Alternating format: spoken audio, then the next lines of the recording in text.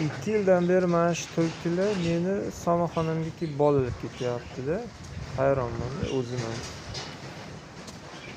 Nimaga aynan meni uyimga kelib bolalayapti? Bunda ham bir hikmat bo'lsa kerak deb o'ylayman.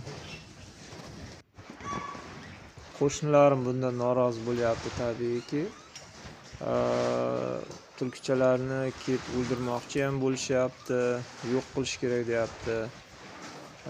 Men bunga qarshiman, chunki ularda ham yashashga haqqi bor. Chunki ular juda kichkina hali. Bizdan ham qo'shnilarimizdan ham ko'proq haqqi bor deb o'ylayman, chunki ular ming yillardan beri bu yerda yashab kelgan. Biz esa 20 yil oldin bu yerga ko'chib kelganmiz.